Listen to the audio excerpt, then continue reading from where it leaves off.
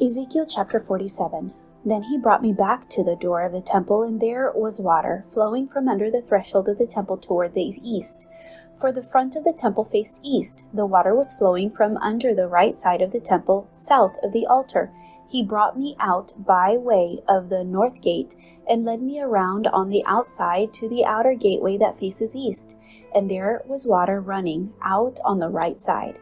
And when the man went out to the east with the line in his hand, he measured 1,000 cubits, and he brought me through the waters. The water came up to my ankles. Again he measured 1,000 and brought me through the waters. The water came up to my knees. Again he measured 1,000 and brought me through. The water came up to my waist. Again he measured 1,000, and it was a river that I could not cross, for the water was too deep, water in which one must swim, a river that could not be crossed. He said to me, "Son of man, have you seen this?" Then he brought me and returned me to the bank of the river. When I returned there, along the bank of the river were very many trees on one side and the other. Then he said to me, "This water flows toward the eastern region, goes down into the valley, and enters the sea. When it reaches the sea, its waters are healed. And it shall be that every living thing that moves wherever the rivers go will live. There will be a very great multitude of fish, because these waters go there, for they will be healed, and everything will live wherever the river goes. It shall be that fishermen will stand by it from En-gedi to En-eglaim. They will be places for spreading their nets. Their fish will be one of the same kinds as the fish of the great sea, exceedingly many. But its swamps and marshes will not be healed. They will be given over to salt.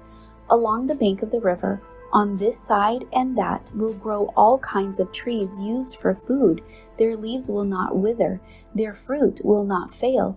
They will bear fruit every month, because their water flows from the sanctuary. Their fruit will be for food, and their leaves for medicine. Thus says the Lord God, these are the borders by which you shall divide the land as an inheritance among the 12 tribes of Israel. Joseph shall have 2 portions. You shall inherit it equally with one another. For I raised my hand in an oath to give it to your fathers, and this land shall fall to you as your inheritance.